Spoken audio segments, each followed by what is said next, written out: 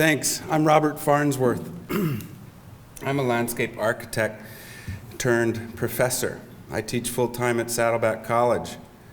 And one of the reasons that I got out of design and went into teaching was water issues. Water waste just makes me sick. And I decided to be a designer who specialized in water conservation and the use of native plants. I really like them. Of course, concrete saves water too. But I decided to teach because I wanted to spread, to reach out beyond a single client at a time and teach designers how they could go and do sustainable landscape design. My first time at a peace conference, or as a speaker at a peace conference, I wish I had ways to save millions of lives and prevent conflict, but we can start at home. And I think if we save water, we're taking the step in the right direction towards healing the planet. Water is wasted at an alarming rate, as you know. We use 7 billion gallons of water in the United States on landscapes. 7 billion gallons of water a day.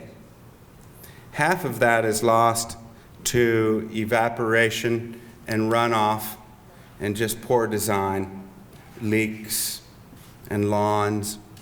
Lawns can take up to 55 gallons per square foot, and that's a lot of water. As the world population increases, we have more hardships for our water resources.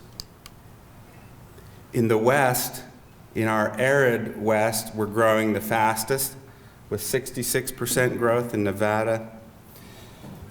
But this next map is the one that troubles me the most, and it might bring it home here. But this is potential water supply crises by the year 2025.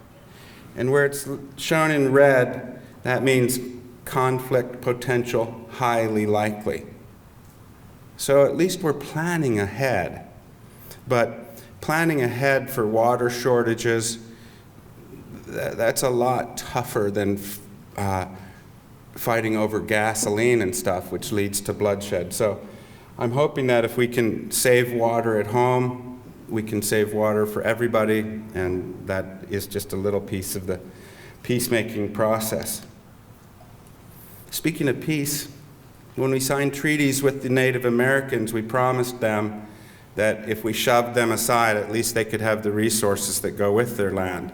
They own a lot of the water rights in the West, and that could make conflicts a little more severe if they wanted. Big hikes in water rates are on tap. We've, for too long, artificially subsidized the price of water. When people realize how expensive it is to clean and get and gather and distribute, they're going to be in for a nasty little bit of a surprise. Climate change is happening too. That's making a bigger strain on our limited water resources. I thought this article was odd being in the obituary section. But many of our reservoirs are at historic lows. Lake Mead, for example, if it was left untouched, would take 20 years to fill. So people in the world don't have water like we have. At times, we think of it as a bit of a nuisance. Other parts of the world don't get clean water. These children were born with deformities from contaminated water. A child dies every 15 seconds from contaminated water. So that's pretty bad. And I think that if we use water more realistically in our daily lives, we can have an impact. But is this the answer? No. True or false? False. It just makes sense to make smarter designs. Here we have one with the the gutter right above the drain, and then there's a sprinkler in the bed there. But all we really have to do is reroute our spouts, our rain spouts, a little bit, and we have passive rainwater collection. Typically, when it rains here, it pours, and when it pours, it goes over the spouts into the parking lots, and it takes a lot of contaminated water into the ocean. Asbestos, brake dust, leaky antifreeze or leaky oil goes through the parking lots, down the center, and into the drain that leads to the ocean. And we've seen this sign all too often.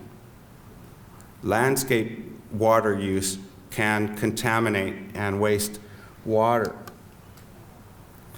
One simple design is to tilt the parking lots towards a planting area. The plants keep the parking lot cooler, but they also clean the water before it goes back to the aquifer or watershed. This is a neat parking lot at the San Jose City Hall. It shades the cars, it cleans the water, and it powers 20,000 homes with the solar tops. But rainwater use is making a comeback. It's an ancient art. The Greeks often had cisterns beneath their houses. In California, it is legal to capture rainwater. And there's a bill, AB 1881, that spells out that it is legal. It's against the law to harvest rainwater in Denver and Utah due to the antiquated Western water laws where we said, he who gets it first keeps it. He who uses it or she who uses it keeps it. So in Denver, downstream, they're saying don't take a drop of water that would go into that river and use it for your own. It belongs to me. So there is a mess in some states, but in California, it is legal to capture rainwater. It can be as simple as diverting the rainwater from the downspout to a passive bed like this, or like at this 600-year-old convent that I visited in Italy. It has a rainwater harvest cistern that it's been using for hundreds of years. Rainwater gets off the roof and comes into this center container. This is a greenhouse with rainwater collection. And in Seattle, stormwater treatment, before it gets to Elliott Bay, the Puget Sound, water is filtered through the plants before it gets to the bay. So it's real simple to catch rainwater. All you need is a bucket, a catchment device. They range about $1 a gallon on the average. If you want a 600-gallon tank, it'll be about $600. But they're simple to use. It fills up with water, and then you can water your plants with the soaker hose on the bottom. This is a native garden that's watered just with that rainwater. These are some new trees that were planted with a temporary rain harvest. Just a trash can for $5. You put a $3 nozzle on the bottom and a soaker hose to the trees. I specialize in the use of native plants, which do conserve water, but they need a little bit of water until they're established. So a temporary system like this can water all your plants until they're established, then you move it, plant a couple more trees on the hillside, and water them with rainwater. You just take the top off the trash can, let it fill up through the rainy season, and cover it. It's just real simple. If you have them raised up, you can bring your buckets right underneath the spigot. Gravity fed. It's such a simple design. There's a new dorm at Stanford, a $5 million dorm with rain harvest system that will be used for laundry and toilets and such. This is an above ground container. This is about the size of a 600-gallon container. They're pretty big. So we make them that go underground too, but it's quite simple. You collect water off the roof or out of a parking lot and store it. Some of the cisterns are a lot nicer. This is the cistern at the Lady Bird Johnson Wildflower Center in Austin, Texas. That's a real sophisticated rainwater operation. Down there near Austin, they have a town called Tank Town even, because there's no water to the tank. It's all rainwater catchment in Tank Town. And a gentleman sells water called cloud juice. But if you need a pump, you can get a solar pump or this bike pump so you can water your garden and get some exercise at the same time. It's pretty simple to collect the water. Water can get real dirty from squirrel droppings or birds or just dust blowing. So if you're going to collect rainwater or take it to a village in Africa and teach them how to use it or whatever, there's what we call a first flush device. The first flush device takes the first 10, 15 minutes of the rainstorm and diverts that water that's washing down the squirrel poop or whatever off the roof, and it's diverted. This one has a ball, and the ball floats to the top when this tube is filled with water. And when that ball floats to the top, the water goes to the tank instead, fills the tank up, and then this is an overflow for the tank. We collect a lot more rain than people think, and I'll show you this simple calculation in a minute, and you can determine how much rainwater you can collect. But a small house like this is a 4-person house. They use rainwater for everything from cooking to drinking to showers and washing their clothes. And you just simply get a downspout diverted to a tank. This tank is inside their storage shed.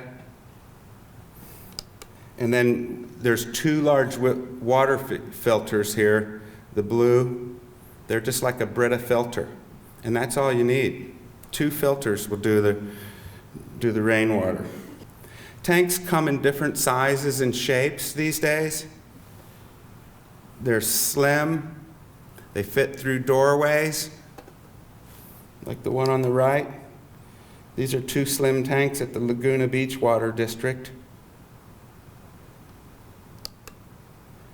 And then a company in Australia makes tanks called Slimline, and you can even use those tanks as a privacy fence. They're just thin with a nozzle on the bottom, gravity-fed, waters your garden that way. Or you can even stick the slim tank inside the garage. They have tanks for under your deck, under your house, or this kind that you can build, and these come to a seismic standard as well. They can hold up to 1 million gallons. This is a 10,000-gallon tank that was being installed at a home in Sun Valley, just to give you an indication of the size. They do come large. They come in plastic, they come in fiberglass.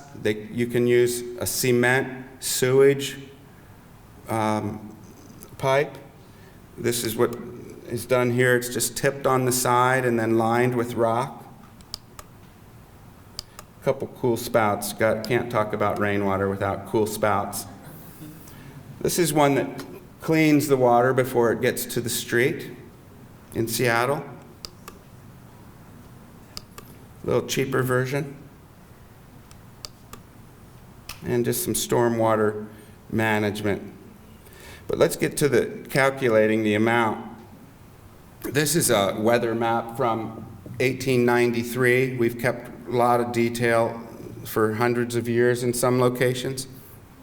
So we know how much it rains. Do you know how much it rains here in our region a year? 12 inches or so, 12 to 14 inches.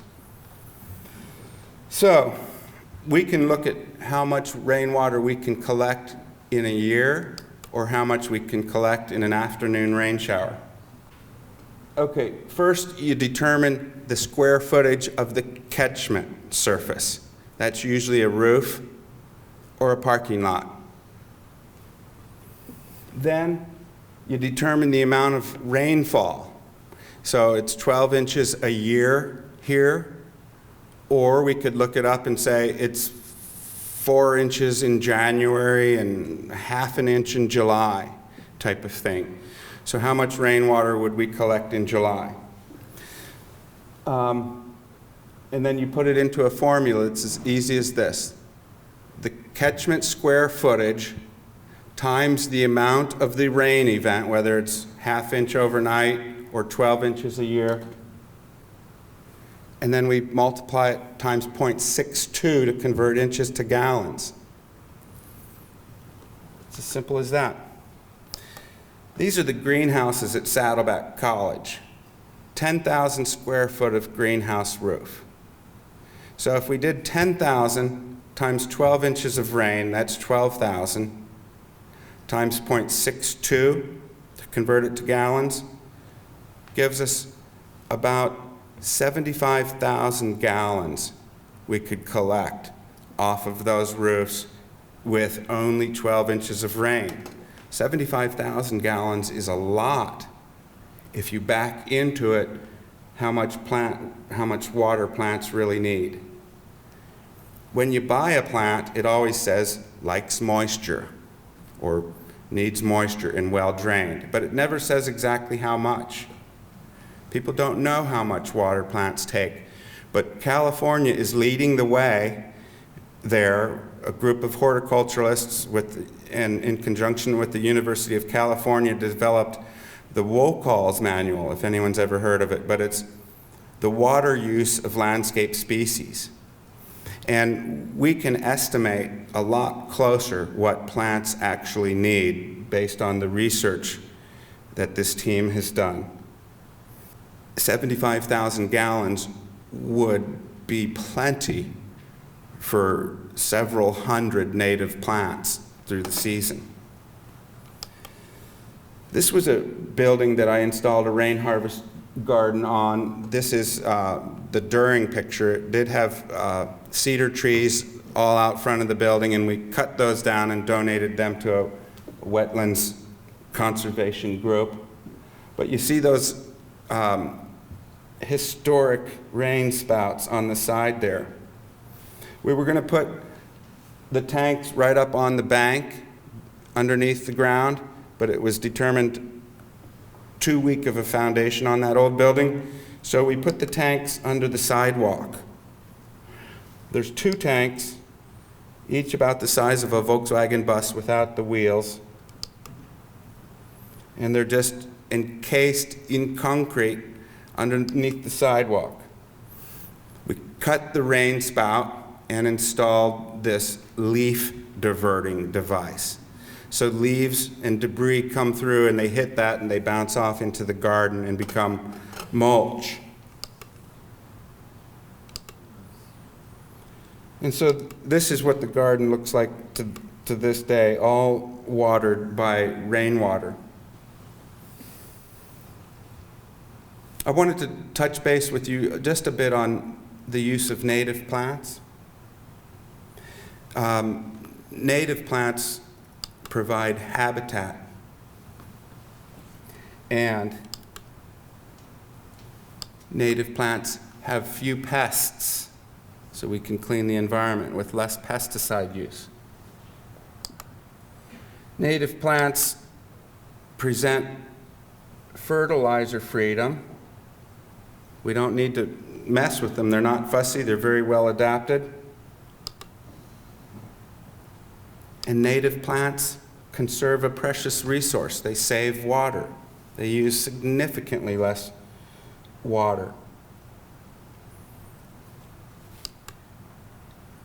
Native plants provide lower maintenance. Once established, that's with an asterisk there, they're kind of tough to get going. Weeds can outcompete them and all, but once established, they're pretty much maintenance-free. They're aesthetic, I hope you might agree. You guys have a great native plant garden here at Golden West College. I hope that we can get one that pretty. Yeah. And the last thing about them, well, native plants are diverse. We have over 5,000 native plants in California. That's more than any other state. Many of those are endemic, meaning they occur nowhere else, like the Torrey pine and the redwoods. They're not only native to California, they're only California. But native plants, I think, also, more importantly, give us a sense of place. They tell us that we're home, that this is California. This is rainwater harvesting in the dark. Thank you very much.